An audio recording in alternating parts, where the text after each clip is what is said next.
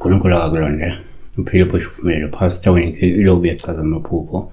Siyacela ukuthi-ke kuthole okuhle emehlweni akho nasenhlizweni yakho ukuthi-ke ube member, ube ngumuntu onikelayo kwi-channel on WhatsApp-ke. Inamba isinsa songo-9 5 kuphela, Monday to Friday kuphela.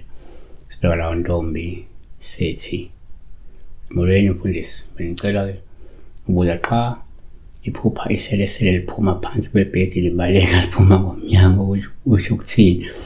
So a frog ran away or came out of her bed and went out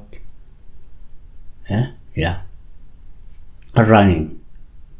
I don't know what be true, so maybe never, but the frog was running away from her house. Now, so now it's now shock uma uphupha iqoqo libaleka liphuma endlini yakho. So one, ngokujwayelekile uma wenza uphupheke iselesele, iniselesele iqoqo, iniqoqo iselesele, kucishe kuyafanana. Yabo, abanye bathi iqoqo abanye bathi iselesele. So senze igama lithi iselesele.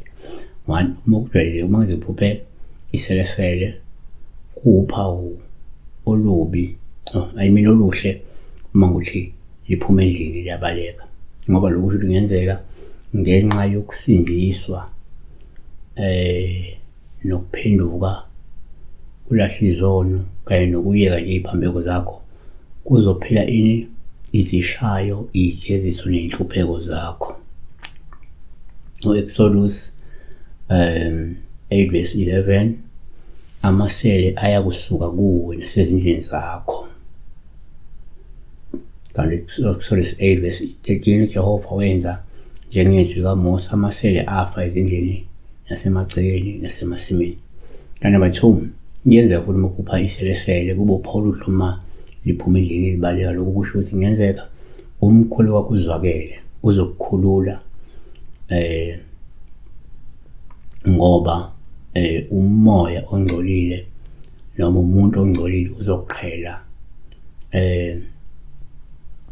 eduze wakho, noma ngesizothi umuntu ongcolile noma umoya ongcolile okade ukhaqile uzophuma kuwe, uzophuma kule ndawo ohlala kuyo, yabona, ngoba ngenzeka bekunemoya nje emibi.